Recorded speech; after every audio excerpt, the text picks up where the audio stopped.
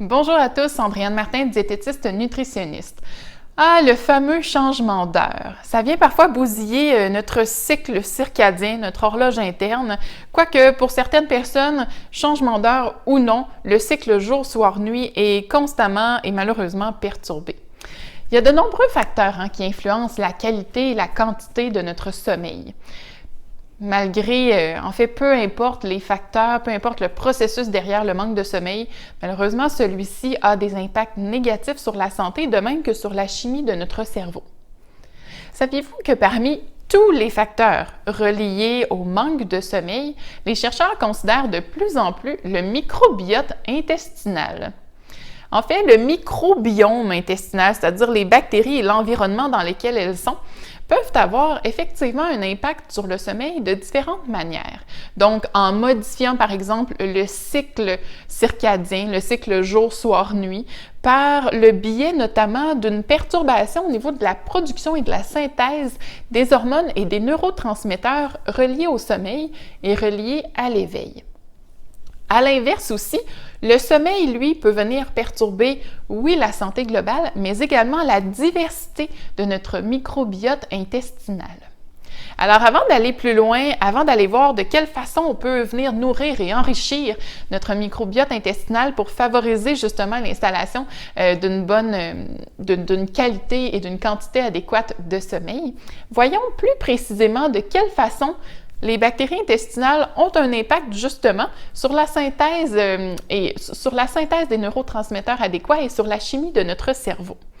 Premièrement, si l'on est en présence d'une perméabilité intestinale, en fait, c'est lorsque les cellules de l'intestin ne restent pas collées les unes contre les autres, laissant simplement passer les molécules favorables. Lorsqu'on est en perméabilité intestinale, malheureusement, il y a des molécules non favorables qui vont entrer dans la circulation sanguine, notamment des fragments de bactéries qui peuvent être porteuses, en fait, de molécules inflammatoires.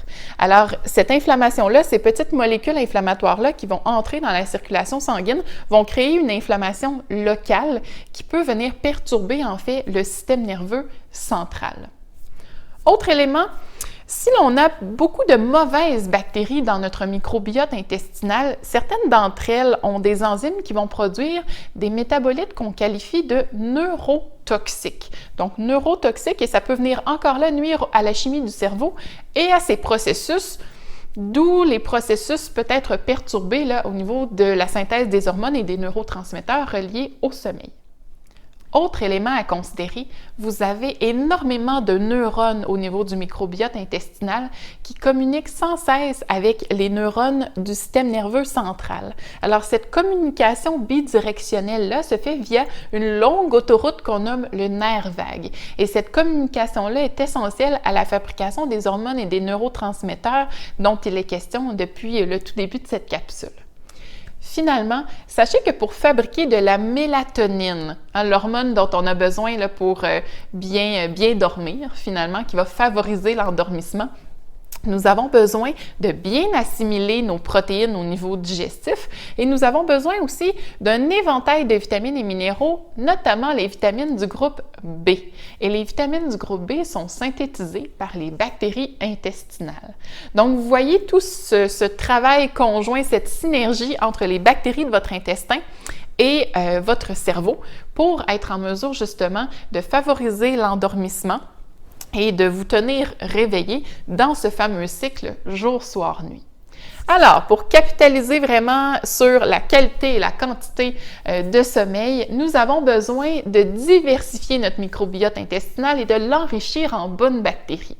Pour y arriver, parmi les facteurs clés, on parle de changement nutritionnel, d'intégration de prébiotiques, de probiotiques et d'habitudes de vie en général. Alors, cap sur les fibres alimentaires que l'on intègre via les végétaux. Alors, végétalisez votre alimentation, beaucoup de fruits et légumes dans l'assiette, intégrez graduellement des protéines végétales, des noix et graines et j'en passe. Les prébiotiques maintenant, qui sont la nourriture de nos probiotiques, de nos bonnes bactéries, les prébiotiques, on doit en consommer au quotidien et vous les retrouverez dans les betteraves, l'ail, l'oignon, le poireau, sinon le topinambour, les courges d'automne, courge butternut, courge musquée, courge spaghetti, dans les légumineuses également, dans les bleuets, les petits fruits, et j'en passe. À cela, on peut ajouter des probiotiques alimentaires, certains aliments fermentés, en fait, qui contiennent ces probiotiques-là, ou bien des probiotiques en supplément, tels que ceux que nous propose Bioca+. D'ailleurs, j'oserais pousser un petit peu pour vous dire d'essayer peut-être d'intégrer la gamme à boire à base de lait qui contient un petit peu plus de tryptophane que les autres. Ce tryptophane-là, en fait, est l'acide aminé, le matériel de construction pour fabriquer le neurotransmetteur que l'on connaît qui est associé au sommeil, soit la mélatonine. Mais autrement, si votre alimentation est suffisante en protéines, là, allez-y avec le produit à base de lait ou bien toute la gamme végétalienne sans aucun problème. Tout est une question de goût. J'aime bien, moi, en fait, le produit à boire parce que je trouve qu'il s'intègre vraiment très, très bien à la routine, puis on peut doser la quantité désirée au quotidien. Si vous souhaitez en apprendre davantage sur les produits Bioca+, je vous invite simplement à visiter le site web de la compagnie. Alors, à notre formule alimentaire, fibres, prébiotiques et probiotiques, on ajoute des éléments clés tels que l'activité physique qui viendra justement favoriser l'endormissement en produisant suffisamment d'endorphines. On ajoute également le fait de surveiller un peu là, notre quantité d'aliments ultra transformés qui parfois est un petit peu trop riche en sucre concentré et en gras saturés, qui eux viendraient nuire plutôt à nos processus préalablement mentionnés. À ces conseils, on s'assure d'ajuster notre routine du soir pour favoriser l'endormissement. Alors simplement tamiser les lumières, éteindre les écrans et vous assurer peut-être d'intégrer une petite activité un peu plus relaxante, que ce soit méditation, yoga, cohérence cardiaque, un peu de lecture. La créativité est de mise. Alors sur ce, portez-vous bien et dormez bien.